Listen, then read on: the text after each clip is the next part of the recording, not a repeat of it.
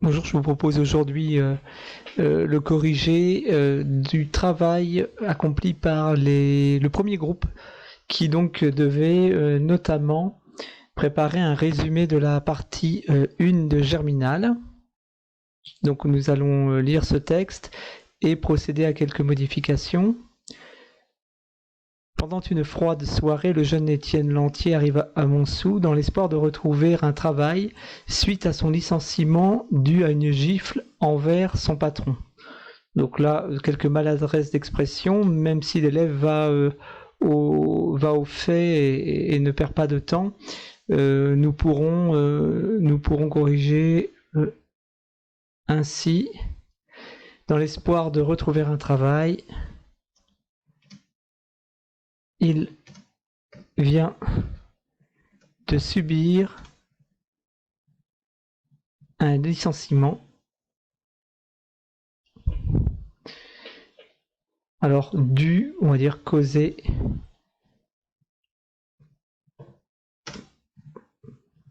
par une manifestation de violence envers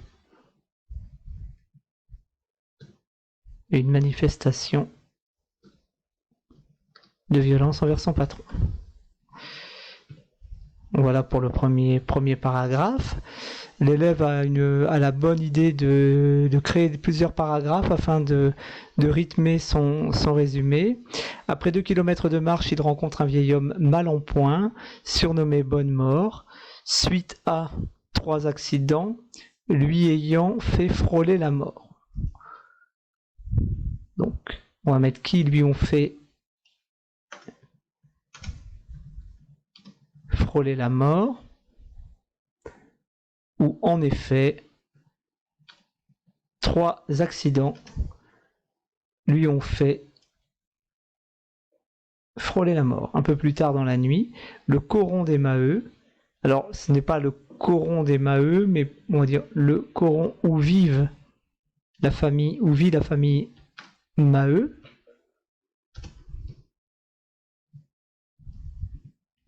c'est suffisant, se réveille pour relever l'équipe de nuit.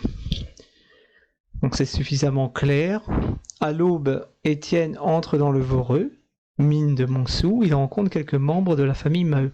Celle-ci est composée de 2 parents, le Maheu et la Maheude, de 7 enfants. Donc l'élève a pris la peine les élèves, ils étaient 2 à travailler sur ce texte. Les élèves ont pris la peine de nommer les différents enfants des Maheu.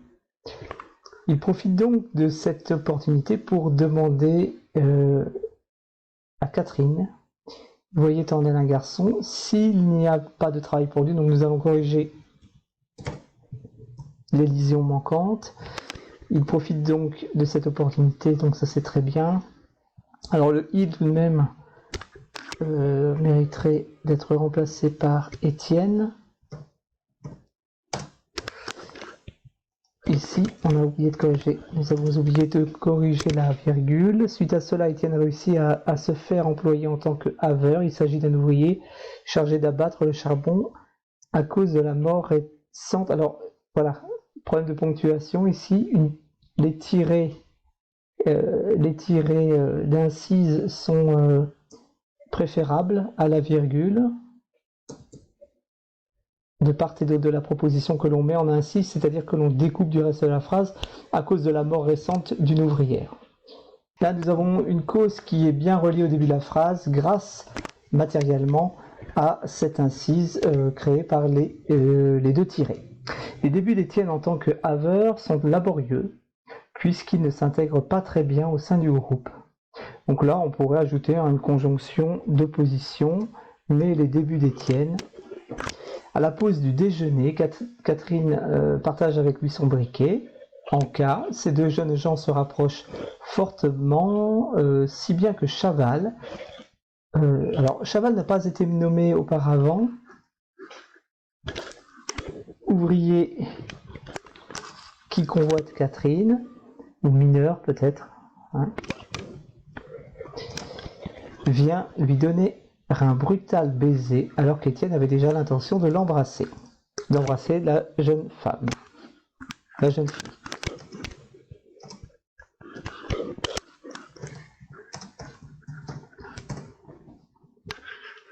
En raison de cette action, le travail reprit dans une atmosphère glaciale. Donc on pourrait parler d'incident, pour être un peu plus précis.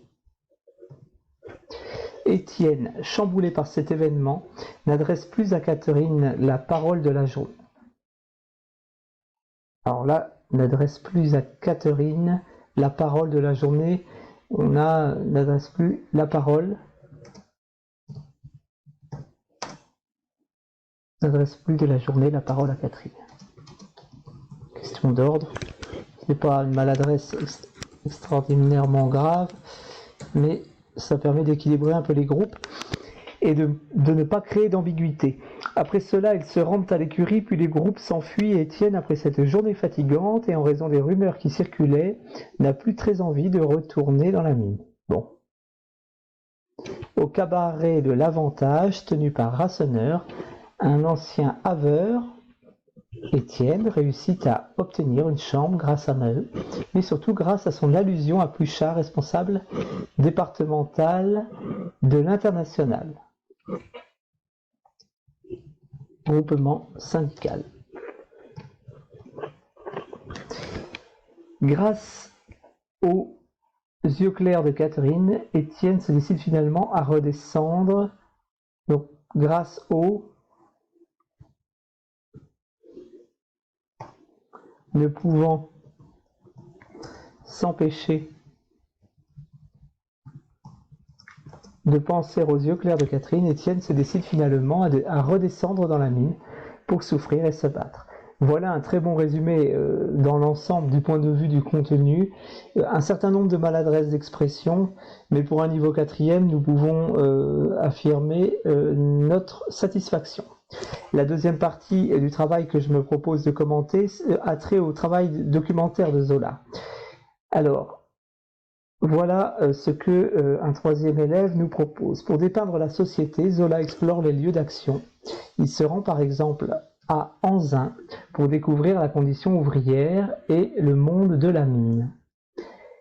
Donc, pour l'instant, ce n'est pas mal. Zola fait beaucoup de recherches documentaires. Donc voilà quelque chose qui est assez indigent. Quel genre de recherche documentaire? Il s'appuie sur des théories scientifiques comme les lois de l'hérédité. Donc, de même voilà les deux pans en effet de la méthode zolienne.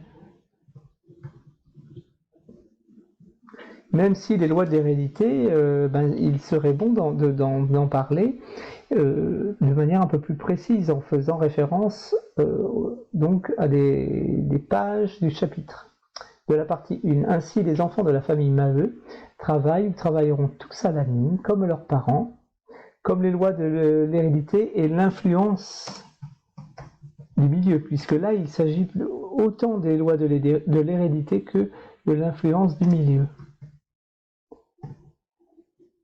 Comme leurs parents.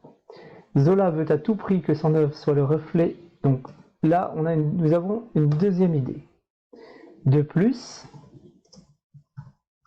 Zola veut à tout prix que son œuvre soit le reflet du monde réel. Pour cela, il multiplie des effets de réel et décrit minutieusement les objets, des objets, les lieux et objets, puisqu'il s'agit d'un lieu. Cette fosse tassée au fond d'un creux, avec ses constructions trapues de briques, dressant sa cheminée comme une corde menaçante. Là, il manque la virgule, on le sent bien à la lecture, lui semblait avoir un air mauvais du goulu accroupi là pour manger le monde. Point, fermez les guillemets.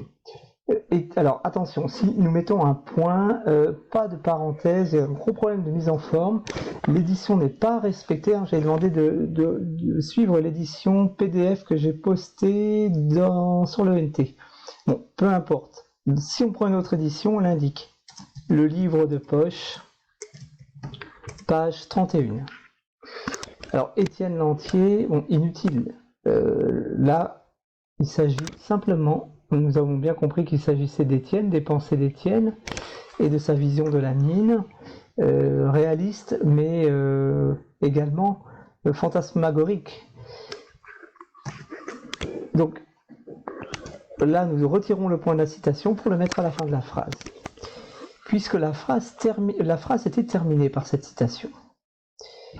Donc, nous pouvons également... cette citation est tout à fait en lien avec ce qui vient d'être dit. Donc, c'est tout à fait correct. Il recourt au langage technique. L'écrivain naturaliste n'hésite pas à forger des images, des visions métaphoriques, pour rappeler que la mine est en effet présentée comme une espèce de bête menaçante. Donc, à forger des visions métaphoriques sans pour autant se priver du recours au langage technique pour rendre plus réaliste, en effet, son récit et ses descriptions.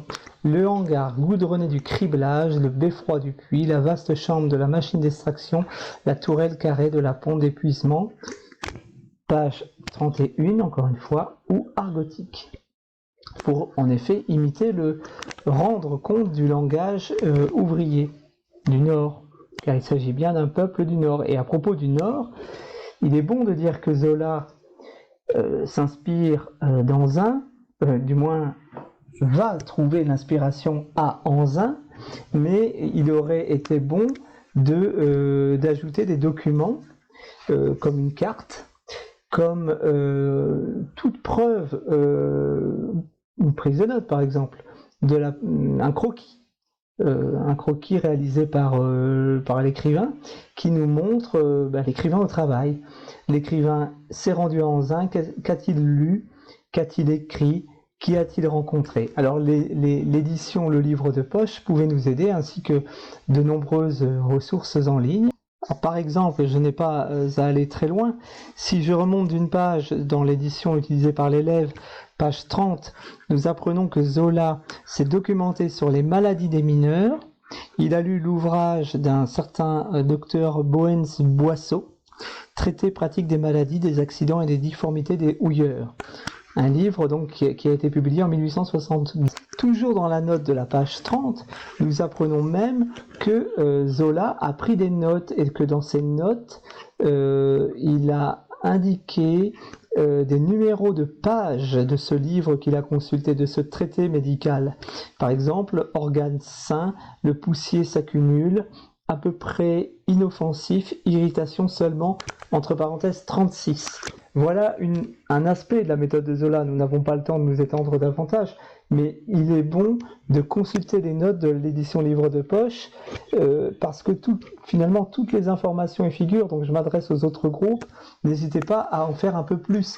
Tout ce qui dans ce texte est apporté est très juste et répond à la question, mais j'aimerais plus de détails, plus d'exemples. Alors je vais vous donner un exemple d'une ressource en ligne que l'on aurait pu utiliser. Dans ce blog de l'Académie de Versailles, le professeur, l'enseignant qui alimente ce blog, a compilé des extraits des carnets d'enquête de Zola, et les carnets d'enquête de Zola, ce sont toutes ces notes, tous les documents compilés qui ont permis à Zola d'écrire ses romans, notamment Germinal. Alors ici, vous voyez que dans ce croquis, nous repérons un certain nombre d'éléments que nous trouvons dans le roman, par exemple la fosse Jean Bart ou la fosse du Voreux.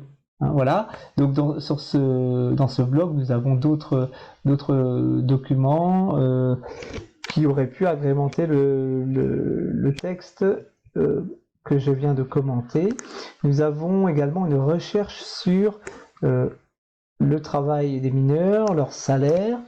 Nous avions également un plan de mine consulté par Zola. Voilà un exemple de ressources en ligne qui aurait pu illustrer le texte lui-même documentaire que vous avez à produire à côté des deux portraits de personnages et du résumé au présent.